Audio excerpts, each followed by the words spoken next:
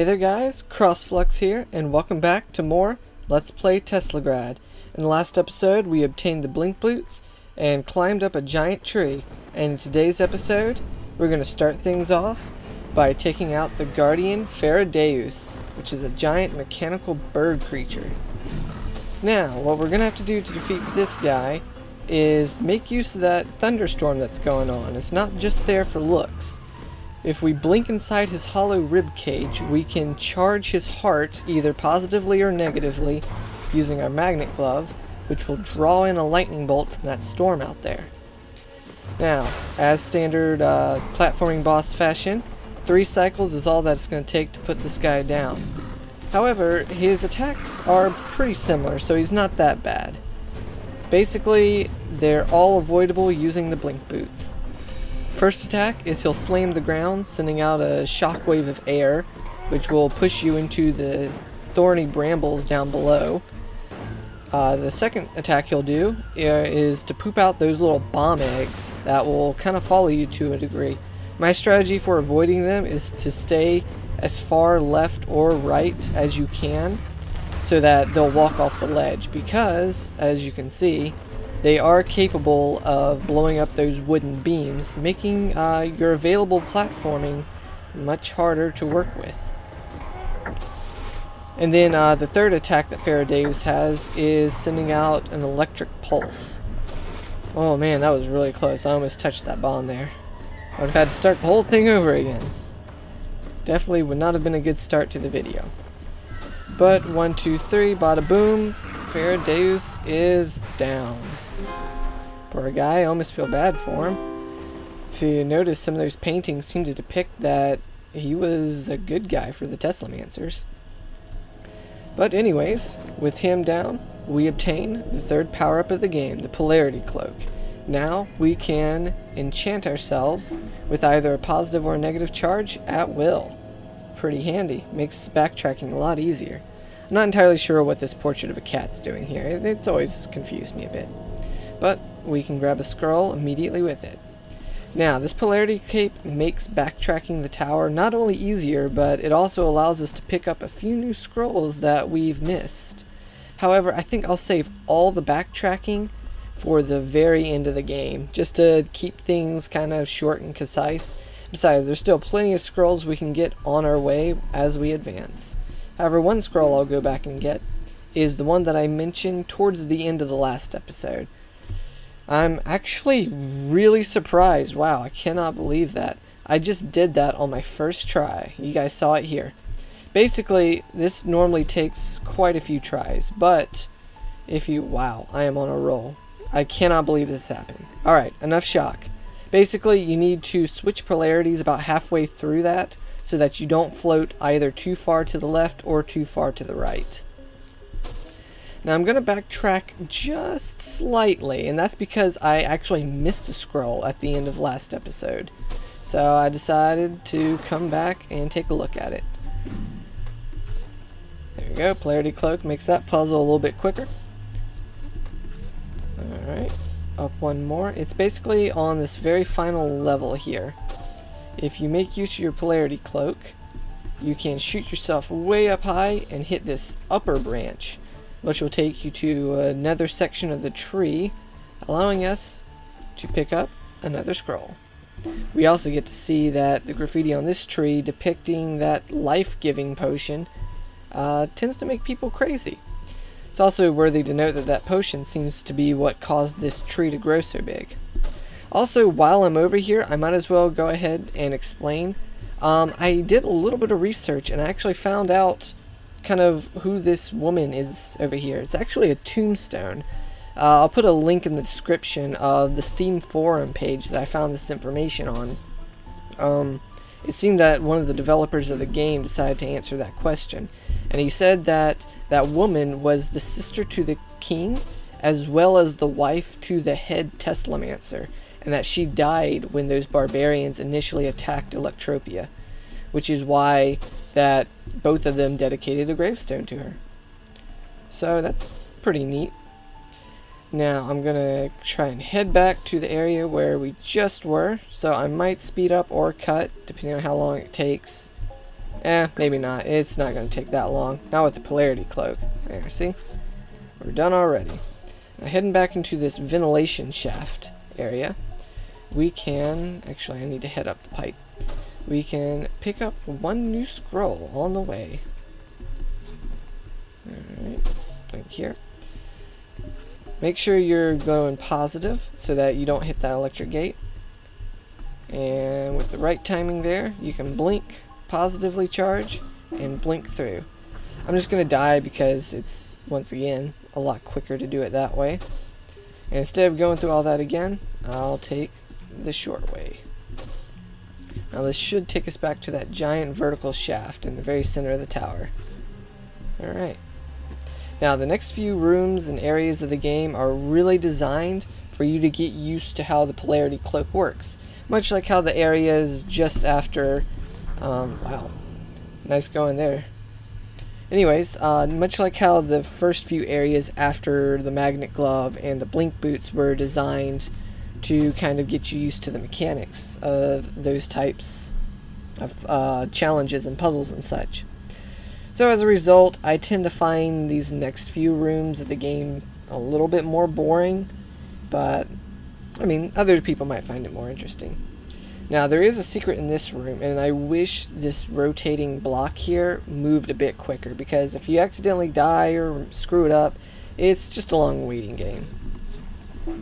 Alright, so you just have to wait for the beam to be facing vertically upwards and then propel yourself by negatively charging yourself. Now we just gotta admire the beautiful scenery of piles and piles of dismantled and malfunctioning Orb Walkers. Truly a stupendous sight. Now to progress through the room, all we gotta do is play pinball.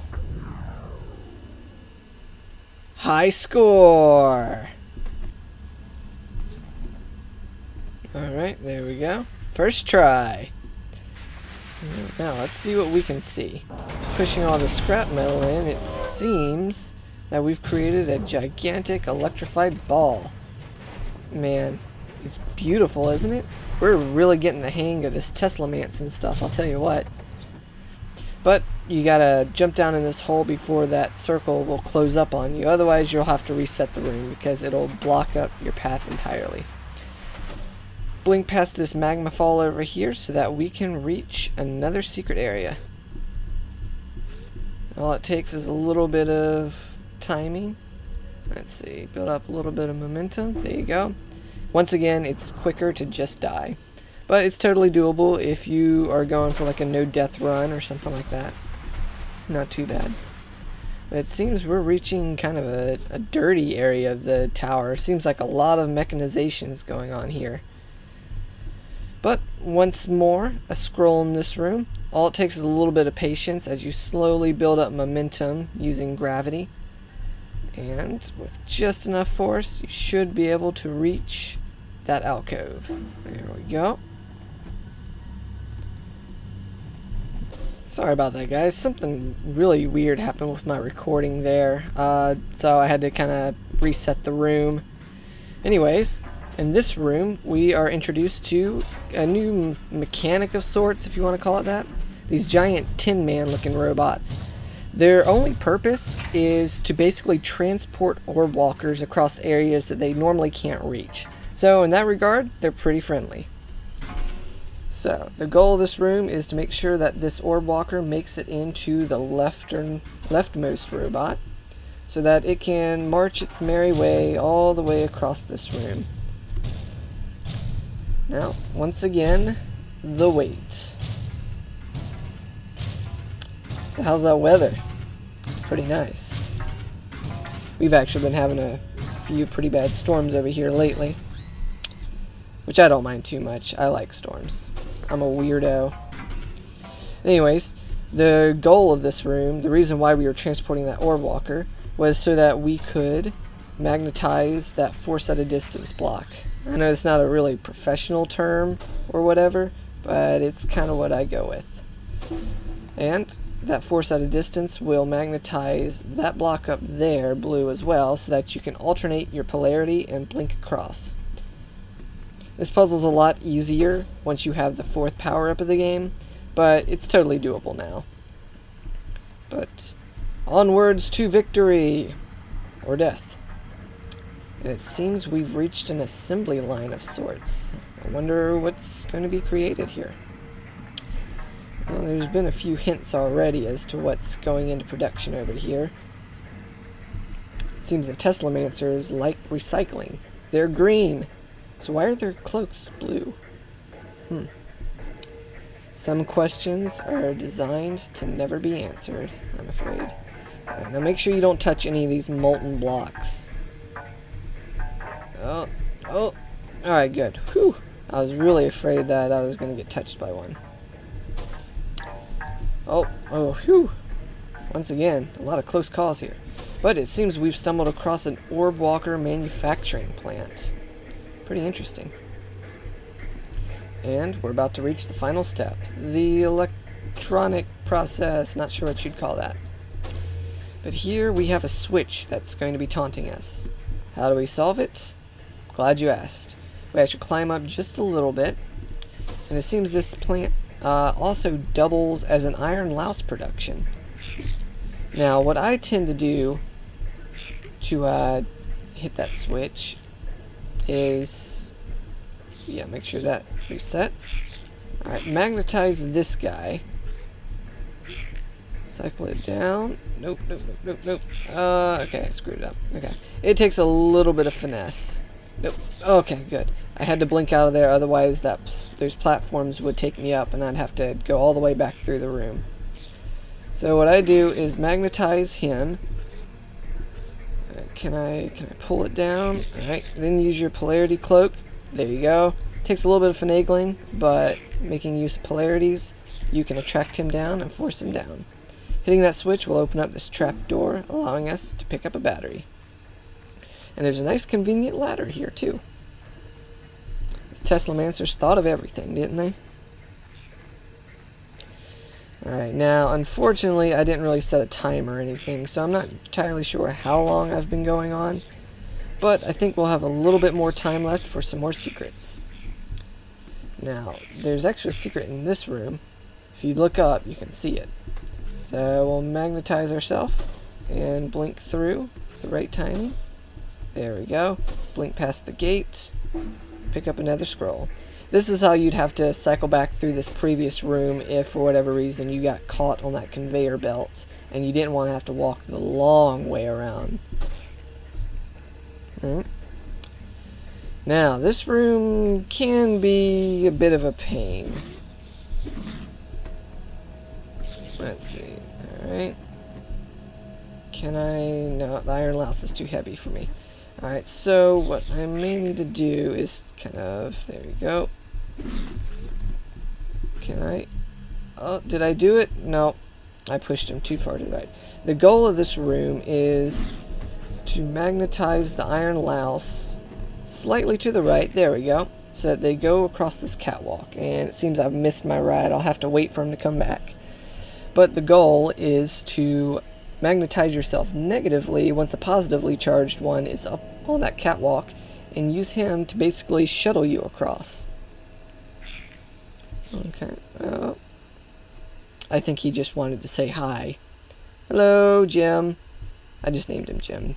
Just top of my head. He looks like a Jim. Alright, and here comes Bob. Good old Bob. Not sure why I'm naming these guys. I guess I'm just bored by just sitting here waiting for my ride. Now this room has always piqued my interest as well. It seems to be a giant bull statue. Not entirely sure why it's doing here. My only theory is that it kind of powers this plant, seeing as how there's electric gaps going up. But I haven't been able to find any information on the developers or anything like that seem to explain what that bull's purpose is. But some mysteries, as I mentioned earlier, are meant to stay a mystery. So with that, guys, I think I'm going to go ahead and call it here. Thank you all so much for watching, and please join me next time as we continue our ascent up the tower. You guys have a blessed day, and I'll see you then.